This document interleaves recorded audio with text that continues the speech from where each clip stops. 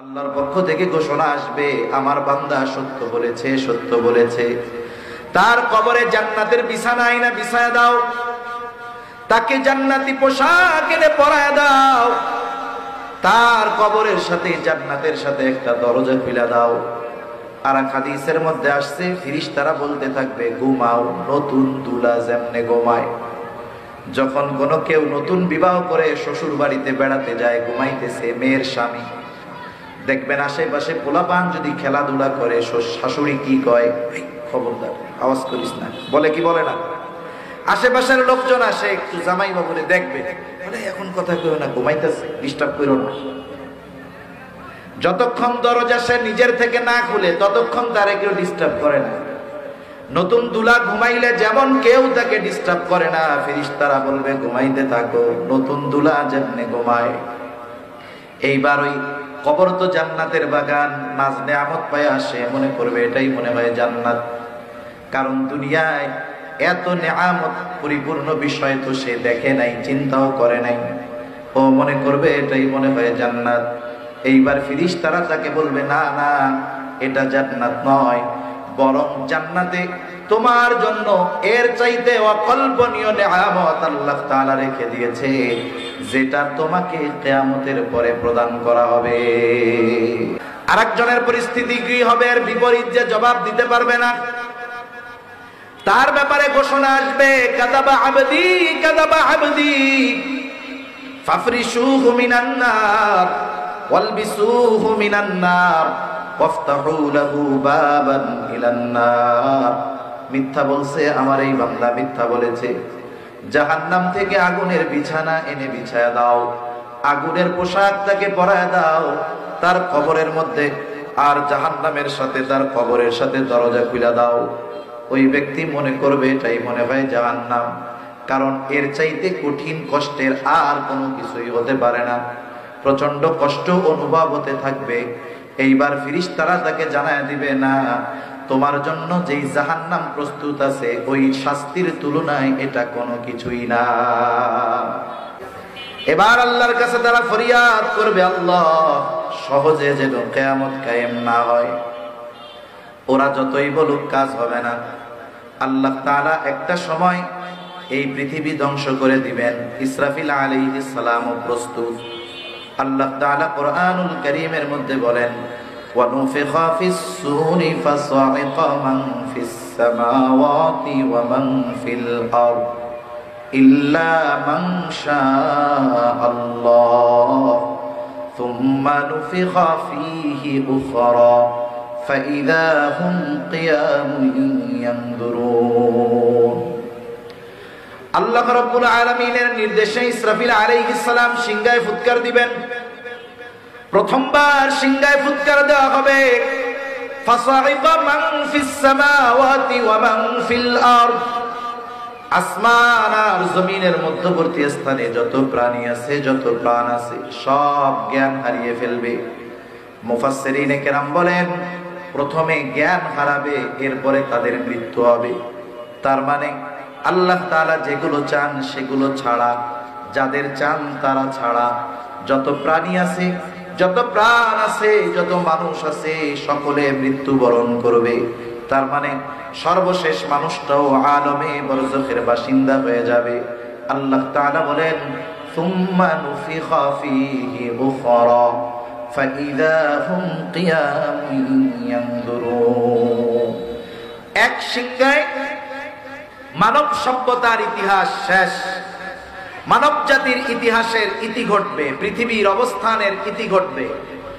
আবার পরবর্তীতে আরেক সিংহায় ফুৎকার দেওয়া হবে। ওইটার দ্বারা কি হবে, প্রত্যেকের অবস্থান স্থল থেকে উঠে যাবে, দাঁড়িয়ে যাবে, দাঁড়ায়া তাকায়া তাকায়া দেখতে থাকবে কি হইতাছে এইগুলা।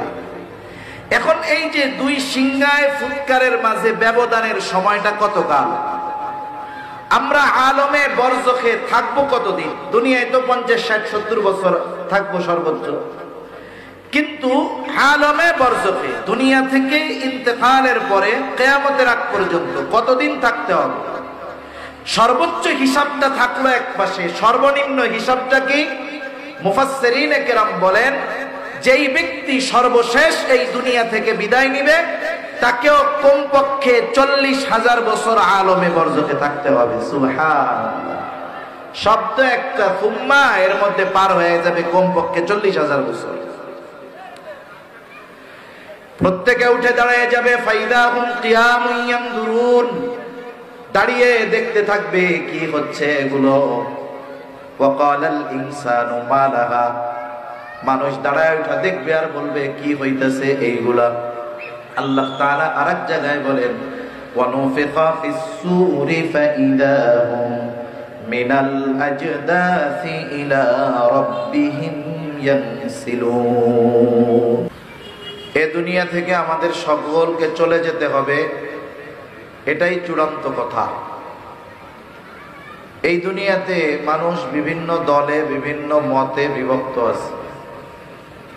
এমনকি স্রষ্টার অস্তিত্ব নিয়েও এ পৃথিবীতে মানুষ মোটামুটি 3টা দলে বিভক্ত আছে। একদল এরা স্রষ্টার অস্তিত্বে বিশ্বাস করে, এর মধ্যে আবার অনেকগুলো দল আছে যেমন স্রষ্টার অস্তিত্বে বিশ্বাস করে তবে স্রষ্টার সাথে শিরক করে, আছে না এরকম? আছে। একদল গেল বিশ্বাস করে, এটা এক পাশে থাকলো।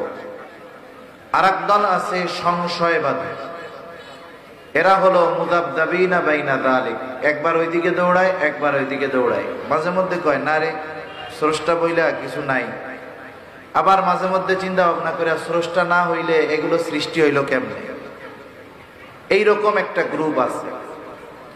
আর একটা গ্রুপ সরাসরি স্রষ্টার অস্তিত্বকে অস্বীকার করে, যে স্রষ্টা বলে পৃথিবীতে কিচ্ছু নেই, সব কিছু অটোমেটিক এমনি এমনি হয়েছে। এইরকম একদল লোক আছে। তাহলে স্রষ্টার অস্তিত্ব নিয়েও মানুষের মধ্যে বিভক্তি আছে। কিন্তু বলেন তো, মরতে হবে এই ব্যাপারে কয়টা দল আছে? যে কেউ কেউ বলে না আমরা মরবো টরবো না, এ দুনিয়াতে চিরদিন থাকবো, এরকম কোন গ্রুপ আছে নাকি দুনিয়ায়? এই ব্যাপারে সবাই একমত যে এ দুনিয়া ছেড়ে আমাদেরকে চলে যেতেই হবে। তাজ থেকে 100 বছর পরে আমাদের চলে যেতে হবে। এ পৃথিবীতে এখন যারা আছে এরা কেউ থাকবে না, আমাদের চলে যাওয়া লাগবে, এটাই সত্য কথা। বাস্তবতা হলো এই সত্যটার ব্যাপারেই আমরা সবচাইতে বড় কাফের।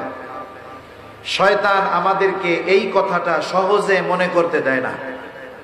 শয়তান আমাদের চিন্তার মধ্যে খালি ঢুকায়, কেমনে তোর গাড়ি হবে, কেমনে তোর বাড়ি হবে, কেমনে তোর সম্মান প্রভাব প্রতিপত্তি বাড়বে, এগুলো ছেড়ে যে চলে যেতে হবে এই চিন্তা শয়তান সহজে করতে দেয় না। কারণ আমরা যদি দৈনিক কিছু সময় মৃত্যুর কথা মনে করতাম, মৃত্যুর কথা স্মরণ করতাম, বেশি বেশি মৃত্যুর বিষয়টা আলোচনা করতাম, তাহলে দেখা যাইত এই সমাজ থেকে অটোমেটিকলি অনেক পাপাচার, অনাচার, গোনা, অপরাধ অটোমেটিক কমে যাইত, ঠিক কিনা? কিন্তু শয়তান আমাদেরকে এগুলো মৃত্যুর কথা মনে করতে দেয় না। শয়তান মনে করতে দিক আর না দিক, একদিন আমাদের চলে যেতেই হবে, এ ব্যাপারে কোনো সন্দেহ নাই। এই যে আমার সামনে একটা পানির বোতল আছে, দেখছেন? এই পানির বোতলের মধ্যে লেখা আছে উৎপাদনের তারিখ 6 তারিখ 10 মাস 2024। আবার একটা মেয়াদ লেখা আছে 5 তারিখ 10 মাস 2025। বলেন তো, এই পানির বোতলটা কাউকে যদি 5 তারিখ 10 মাস 2027 সালে গিয়া ইনটেক বোতলটা দেওয়া হয়, সে যখন দেখবে যে এর মেয়াদ আরো 1 বছর আগে ফুরিয়ে গেছে, এই পানির বোতলের দাম 15 টাকা, তাকে যদি বলা হয় 15 টাকা লাগবে না, 3 টাকা দাও তোমার এই বোতলটা দিয়ে দেই, বলেন তো সে কিনবে নাকি? কিনবে তো না। বরং মেয়াদহীন এই বোতলটা যদি কোনো দোকানে পাওয়া যায় তার নামে মামলা হয়ে যাবে। তার মানে এই পানি পানের উপযুক্ত কতদিন? বলে মেয়াদ আছে যতদিন। মেয়াদ এখানে লেখা আছে। বলেন তো আমাদের এই দুনিয়ায় কতদিন অবস্থান হবে এর একটা মেয়াদ আছে না নাই? আছে। আমি আপনি যখন মাতৃগর্ভে ছিলাম তখনই আমার আপনার মেয়াদ কতদিন লেখা হয়ে গেছে, কিন্তু বোতলের গায়ের মেয়াদটা দেখা যায়, কিন্তু আমার আপনার হায়াতের মেয়াদ কতদিন এটা জানা যায় না। আমাদের প্রত্যেকেরই একটা নির্ধারিত সময় আছে, নির্ধারিত একটা মেয়াদ আছে, এটা অজানা। কিন্তু এই মেয়াদ যখন ফুরিয়ে যাবে, সময় যখন ফুরিয়ে যাবে, তখন আমি সুস্থ থাকি আর অসুস্থ থাকি, আমি বৃদ্ধ হই আর যুবক থাকি, আমি কিশোর হই আর যুবক হই, আমার বয়স 15 হোক আর 40 হোক আর 50 হোক, এটা দেখা হবে না। মেয়াদ শেষ তো এক মুহূর্ত এই দুনিয়াতে অবস্থান করা যাবে না। একেবারে যথাসময়ে মালাকুল মউত চলে আসবে, এক মুহূর্ত আগেও আসবে না, এক মুহূর্ত পরেও আসবে না। আল্লাহ তাআলা কোরআনুল কারীমের মধ্যে বলেন, ফাইদা জাআ আজালুহুম লা ইস্তাখিরুনা সাআতান ওয়া লা ইস্তাকদিমুন। আল্লাহ রাব্বুল আলামিন জানায় দেন, যখন আমার আপনার নির্ধারিত সময় চলে আসবে, এক মুহূর্ত বিলম্ব হবে না, এক মুহূর্ত আগেও মালাকুল মউত আসবে না। কারণ এই পৃথিবীতে অনেক মানুষ আছে বছরের পর বছর লাইফ সাপোর্টে আছে, আবার অনেক মানুষ আপনার আমার আশেপাশে আছে, রাতের বেলা একসাথে কথা বলে বাড়িতে ফিরে গেছে, সকালবেলা আর তার ঘুম ভাঙে নাই। এইরকম নজির, এইরকম ঘটনা আমার আপনার পাশে অনেক ঘটে। দেখা যায় সন্ধ্যায় সুস্থ, রাতের বেলা দুনিয়া থেকে চলে যায়। একদিন আমার আপনার সময় যখন চলে আসবে, সুস্থ থাকি আর অসুস্থ থাকি, বেঁচে থাকা যাবে না, চলে যেতে হবে দুনিয়া থেকে। একটা মানুষের ওই অবস্থা যখন হয়, মসজিদের মধ্যে তার ব্যাপারে এলান দেওয়া হয়, বলা হয় অমুক এলাকার অমুক, অমুকের ছেলে অমুক আজ বিকাল 5 ঘটিকার সময় ইন্তেকাল করিয়াছে, আগামীকাল সকাল 10টায় তার জানাজা অনুষ্ঠিত হবে। অতএব ধর্মপ্রাণ সকল মুসলমানদেরকে উক্ত মরহুমের জানাজায় শরীক হওয়ার জন্য অনুরোধ করা গেল। এরকম প্রচার আপনাদের অঞ্চলে হয়তো? ভাই সাউন্ডটা একটু বাড়াবেন মেহরবানি করে, সাউন্ডটা ছাড়েন না আর একটু, এতবার বললে তো খারাপ লাগে নিজের কাছে। তাহলে এই ঘোষণা আমাদের সমাজে দেওয়া হয়। আজকে অনেকের ব্যাপারে আমরা এই ঘোষণা শুনি, একদিন আমার আপনার ব্যাপারেও ঘোষণা দেওয়া হবে। এই ঘোষণা দেওয়ার মাঝে একটা শব্দ বলা হয়, অমুকে ইন্তেকাল করিয়াছে। ইন্তেকাল, ইন্তেকাল শব্দটি আরবি শব্দ, অর্থ স্থানান্তরিত হওয়া। অনেক সময় দেখবেন একটা বিল্ডিং এর মধ্যে একটা দোকান আছে, শোরুম আছে, ব্যাংক আছে, অনেক সময় ওই ভবনটা চেঞ্জ করে আরেক ভবনে তারা তাদের অফিস নিয়ে যায়। তখন প্রচারপত্রের মধ্যে লেখে এই ব্যাংক বা এই শোরুম, এই দোকান স্থানান্তরিত করা হয়েছে, অমুক জায়গায় নিয়ে যাওয়া হয়েছে। তার মানে এই দুনিয়া থেকে আমরা স্থানান্তরিত হই, চূড়ান্তভাবে নিশ্চিহ্ন হয়ে যাই না। কারণ আল্লাহ রাব্বুল আলামিন আমাদের মঞ্জিলে মাকসুদ একেবারে শেষ অবস্থানে পৌঁছানোর আগ পর্যন্ত কয়েকটা ধাপ, কয়েকটা মঞ্জিল, কয়েকটা স্টেশন অতিক্রম আমাদের দ্বারা করান। যেমন একটা সময় আমরা কিছুই ছিলাম না, না ছিল এই দেহ, না ছিল এই রূহ, কিছুই ছিল না। আল্লাহ রাব্বুল আলামিন আদম আলাইহিস সালামকে সৃষ্টি করলেন। আল্লাহ তাআলা কোরআনুল কারীমের মধ্যে বলেন, ইয়া আইয়ুহান নাসুত্তাকু রাব্বাকুমুল্লাযী খালাকাকুম মিন নাফসিন ওয়াহিদা ওয়া খালাকা মিনহা যাওজাহা ওয়া বাথা মিনহুমা রিজালান কাসীরান ওয়া নিসাআ। আল্লাহ রাব্বুল আলামিন জানায় দেন, আমাদেরকে এক প্রাণ থেকে আল্লাহ তাআলা সৃষ্টি করেছেন। তার মানে মানব সৃষ্টির মূল উৎস আল্লাহ তাআলা আদম আলাইহিস সালাম থেকে মূলত মানব বিস্তারের জন্য যেই ব্যবস্থাপনা এটা গ্রহণ করেছেন। খলাকাকুম মিন নাফসিন ওয়াহিদা, একটি প্রাণ থেকে আল্লাহ তাআলা আমাদের সৃষ্টি করেছেন। হাদিসের মধ্যে আসছে আদম আলাইহিস সালাতু ওয়াস সালামকে সৃষ্টি করবার পর আল্লাহ তাআলা আদম আলাইহিস সালামের পৃষ্ঠদেশ তথা পিঠ থেকে কিয়ামত পর্যন্ত যত মানুষ আসবে, যত মানুষ আছে, যত মানুষ দুনিয়া থেকে চলে গেছে, আল্লাহ তাআলা সকলের রূহ একত্রে আদম আলাইহিস সালামের পৃষ্ঠদেশ থেকে বের করেছে। আর এই রূহ হলো আমাদের মূল, এটা কোনো সময় ধ্বংস হবে না, এটা অবিনশ্বর। কারণ অবিনশ্বর হওয়ার কারণ কি? রূহের আকৃতি দেখতে শুনতে কেমন এটা তো আমাদের জানা নাই, তবে এতটুকু জানা এই রূহ হলো আল্লাহ তাআলার আদেশ। রূহ কার আদেশ? আল্লাহ তাআলার আদেশ। আল্লাহ যেমন চিরন্তন, ওনার আদেশও চিরন্তন। এজন্য রূহ শুধু স্থান পরিবর্তন করে কিন্তু ধ্বংস হয়ে যায় না। যেমন এই দুনিয়ায় আসার আগে সর্বপ্রথম আদম আলাইহিস সালামের পৃষ্ঠদেশ থেকে আল্লাহ তাআলা আমাদের বের করলেন, আমরা অবস্থান করলাম রূহের জগতে, আলমে আরওয়াহ, রূহের জগতে। দীর্ঘকাল ওই জায়গায় আমাদের অবস্থান ছিল। এরপরে আল্লাহ তাআলা আমাদেরকে পাঠাইলেন আলমে বাতন, মায়ের পেটের মধ্যে। ওইখান থেকে আল্লাহ তাআলা আমাদেরকে পাঠাইলেন আলমে দুনিয়া। এখন আমরা দুনিয়ার জগতে আছি। আবার যখন সময় ফুরিয়ে যাবে, আমার আপনার এই দেহ থেকে রূহ বিচ্ছিন্ন হয়ে যাবে, আমাকে আপনাকে নতুন এক গন্তব্যে পাড়ি জমাতে হবে, যেই জগতের নাম হলো আলমে বারজাখ। জগৎটা লোকচক্ষুর অন্তরালের এক জগৎ। ওই জগতের কিছু দুনিয়ার মানুষ দেখতে পারে না, আর দেখা যায় না বিধায় ওটাকে অস্বীকার করারও কোনো সুযোগ নাই। দুনিয়ার অনেক কিছু আছে আমরা না দেখাই বিশ্বাস করি, দুনিয়ার অনেক কিছু আছে না দেখাই মাইনা নেই। অনেক মানুষ অতি পণ্ডিতগিরি দেখাতে গিয়ে আলমে বারজাখ অস্বীকার করে, বলে যা দেখি না এটা মানি না, নাউযুবিল্লাহ। যা ওই দিকে যেতে গেলে কথা অন্যদিকে চলে যাবে। তাহলে একদিন আমাদেরকে স্থানান্তরিত হতে হবে, ইন্তেকাল। দুনিয়ার জগৎ থেকে আমাদের স্থানান্তরিত হতে হবে আলমে বারজাখে।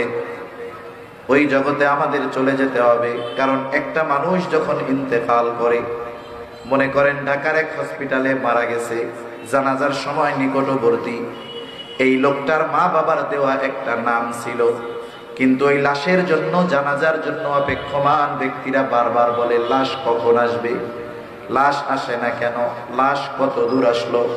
তার মানে ওই দেহটার ভিতরে যদি রূহ না থাকে, ওইটার নাম হয়ে যায় লাশ, যার মধ্যে কিছুই নাই। এরপরে আমাদের স্থানান্তরিত হওয়া লাগলো আলমে বারজাখে। ওইখানকার অবস্থা কেমন? অনেক কথার সম্মিলিত কথা হলো এইটা, আলমে বারজাখে কারো কবর হবে জান্নাতের বাগান, কারো কবর হবে জাহান্নামের একটা গর্ত।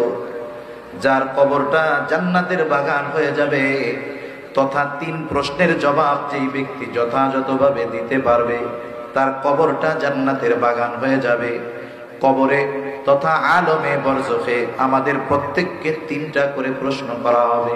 জানা আছে তো আপনাদের? 3 প্রশ্ন জানা আছে না? এরকম আছেন নাকি কেউ যে না এই 3 প্রশ্ন আমাদের জানা নাই? এরকম কেউ আছেন? আছেন নাকি এরকম যে না কবরে কি 3 প্রশ্ন করবে হুজুর এটা তো জানা নাই? জানা আসেনি সবার? সবার জানা আছে।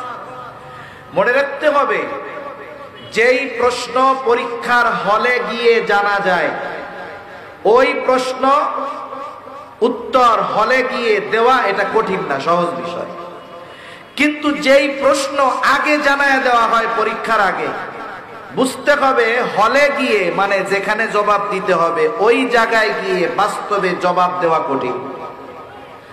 দুনিয়ার পরীক্ষার প্রশ্নের জবাব নির্ভর করে লেখাপড়ার সাথে, আর পরকালে যেই প্রশ্ন করা হবে, কবরে যেই প্রশ্ন করা হবে, এটা নির্ভর করে আমলের সাথে।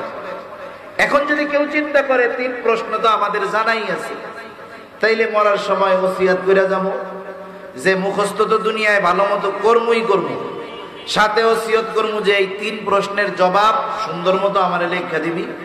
ফিরিস্তা এসে জিজ্ঞাসা করতে দেরি, আমি দেখায় বলবো যে কি প্রশ্ন করবেন জানি, জবাবে যে আছে। এখন বলেন তো, দুনিয়ায় পরীক্ষার হলে নকল নিয়ে গেলে যদি প্রশ্ন পাইতা যায়, ধুমসে লেখা যায়, কিন্তু এই প্রশ্ন যদি কেউ লেখাও নিয়ে যায়, জায়গা মতন গিয়া জবাব দেওয়া সম্ভব, যদি আমল না করে সম্ভব না। এই 3 প্রশ্নের জবাব নির্ভর করতেছে আমলের সাথে। প্রশ্ন 3টা কি, যেহেতু কথায় আসলো একটু বইলাই দেই। 1 নম্বর প্রশ্ন হবে মার রব্বুক, তোমার রব কে? বলেন তো আমাদের রব কে? জোরে বলেন না কে? 2 নম্বর প্রশ্ন হলো আমা দীনুক, তোমার দিন কি?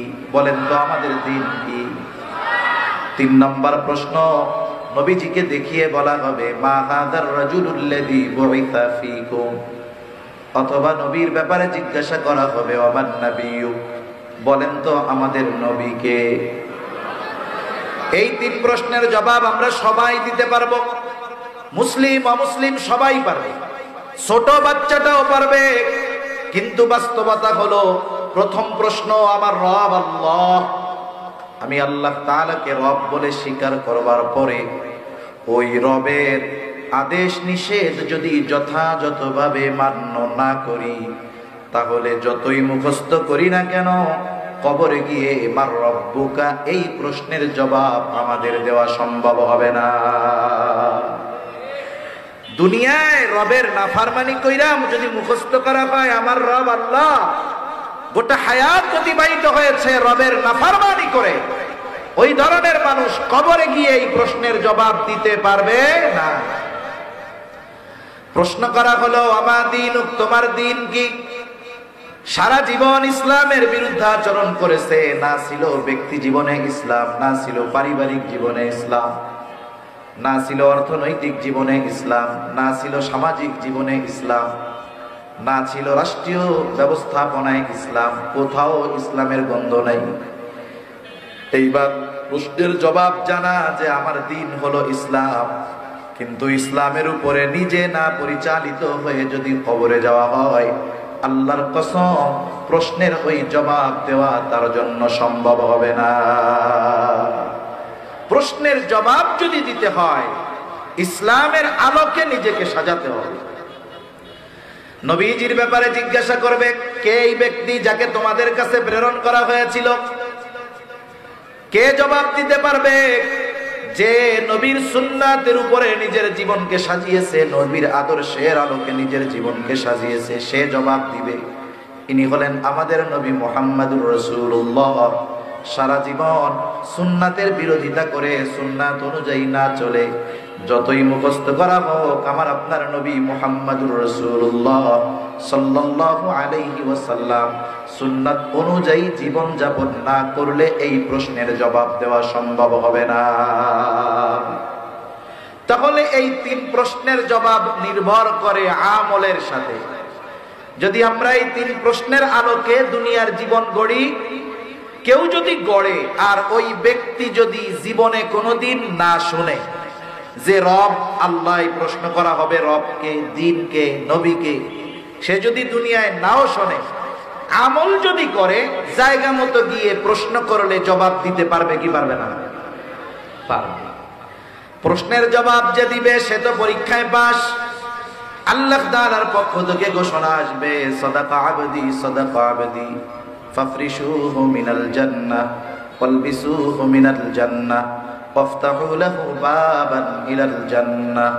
আল্লাহর পক্ষ থেকে ঘোষণা আসবে আমার বান্দা সত্য বলেছে, সত্য বলেছে, তার কবরে জান্নাতের বিছানা আইনা বিছায়া দাও, তাকে জান্নাতি পোশাক এনে পরায়া দাও, তার কবরের সাথে জান্নাতের সাথে একটা দরজা খুলে দাও। আর হাদিসের মধ্যে আসছে ফেরেশতারা বলতে থাকবে ঘুমাও, নতুন দুলা যেমনে ঘুমায়।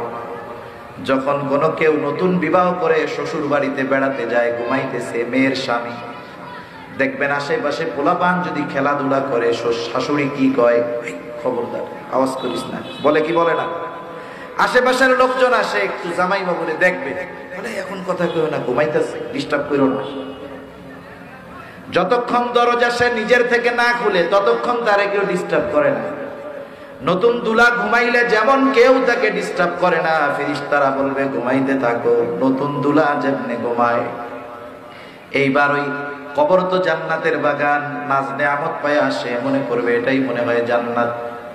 কারণ দুনিয়ায় এত নেয়ামত পরিপূর্ণ বিষয় তো সে দেখে নাই, চিন্তাও করে নাই, ও মনে করবে এটাই মনে হয় জান্নাত। এইবার ফেরেশতারা তাকে বলবে না না, এটা জান্নাত নয়, বরং জান্নাতে তোমার জন্য এর চাইতে অকল্পনীয় নেয়ামত আল্লাহ তাআলা রেখে দিয়েছে, যেটা তোমাকে কিয়ামতের পরে প্রদান করা হবে। আপনার আমার কাছে একটা ভালো জিনিস আছে, আমি আপনি যখন ওই ভালো জিনিসের চাইতে আরো ভালো জিনিসের সন্ধান পাবো, তখন এটা আর ভালো লাগবে না। এটা স্বাভাবিক অভ্যাস আমাদের। এখন ওই জান্নাত পাবে কখন? কিয়ামতের পরে। এবার আল্লাহর কাছে দোয়া করবে, আল্লাহ যত দ্রুত সম্ভব, যত তাড়াতাড়ি সম্ভব আপনি কিয়ামত কায়েম করেন, আমি তাড়াতাড়ি আমার ওই জান্নাতে যেতে চাই। সুবহানাল্লাহ। আরেকজনের পরিস্থিতি কি হবে? এর বিপরীত, যে জবাব দিতে পারবে না, তার ব্যাপারে ঘোষণা আসবে, কাযাবা আবদি ফাফরিশুহু মিনান নার ওয়ালবিসুহু মিনান নার ওয়াফতাহু লাহু বাবান ইলান নার। মিথ্যা বলছে আমার এই বান্দা, মিথ্যা বলেছে, জাহান্নাম থেকে আগুনের বিছানা এনে বিছায়া দাও, আগুনের পোশাক তাকে পরায় দাও, তার কবরের মধ্যে আর জাহান্নামের সাথে তার কবরের সাথে দরজা খুলে দাও।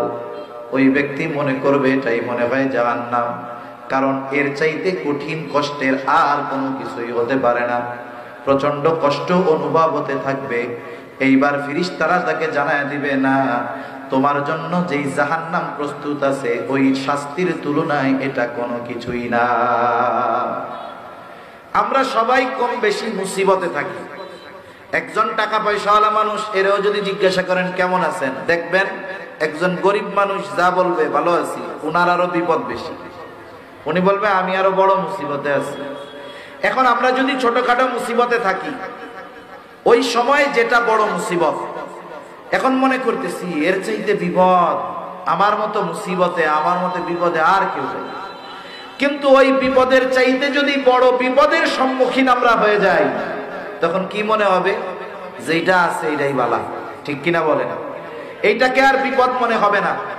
ওরা জাহান্নামের শাস্তির খবরে এত ভীত সন্ত্রস্ত হবে, ওদের কাছে মনে হবে এই খবরই আরামে আছে। এবার আল্লাহর কাছে তারা ফরিয়াদ করবে, আল্লাহ সহজে যেন কিয়ামত কায়েম না হয়। ওরা যতই বলুক কাজ হবে না। আল্লাহ তাআলা একটা সময় এই পৃথিবী ধ্বংস করে দিবেন। ইসরাফিল আলাইহিস সালাম প্রস্তুত। আল্লাহ তাআলা কোরআনুল কারীমের মধ্যে বলেন, ওয়া নুফিখা ফিস সূরি ফাসাইকা মান ফিস সামাওয়াতি ওয়া মান ফিল আরদ ইল্লা মান শাআল্লাহ সুম্মা নুফিখা ফীহি উখরা ফাইযা হুম কিয়ামুন ইয়ানদুরুন। আল্লাহ রাব্বুল আলামিনের নির্দেশে ইসরাফিল আলাইহিস সালাম সিংহায় ফুৎকার দিবেন। প্রথমবার সিংহায় ফুৎকার দেওয়া হবে, ফাসাইকা মান ফিস সামাওয়াতি ওয়া মান ফিল আরদ। আসমান আর জমিনের মধ্যবর্তী স্থানে যত প্রাণী আছে, যত প্রাণ আছে, সব জ্ঞান হারিয়ে ফেলবে। মুফাসসিরিনে কেরাম বলেন, প্রথমে জ্ঞান হারাবে, এরপরে তাদের মৃত্যু হবে। তার মানে আল্লাহ তাআলা যেগুলো চান সেগুলো ছাড়া, যাদের চান তারা ছাড়া যত প্রাণী আছে, যত প্রাণ আছে, যত মানুষ আছে, সকলে মৃত্যুবরণ করবে। তার মানে সর্বশেষ মানুষটাও আলমে বরজখের বাসিন্দা হয়ে যাবে। আল্লাহ তাআলা বলেন, সুম্মা নুফিখা ফীহি উখরা ফাইযা হুম কিয়ামুন ইয়ানদুরুন। এক সিংহায় মানব সভ্যতার ইতিহাস শেষ, মানব জাতির ইতিহাসের ইতি ঘটবে, পৃথিবীর অবস্থানের ইতি ঘটবে। আবার পরবর্তীতে আরেক সিংহায় ফুৎকার দেওয়া হবে। ওইটার দ্বারা কি হবে? প্রত্যেকের অবস্থান স্থল থেকে উঠে যাবে, দাঁড়িয়ে যাবে, দাঁড়ায়া তাকায় তাকায় দেখতে থাকবে কি হইতাছে এইগুলা। এখন এই যে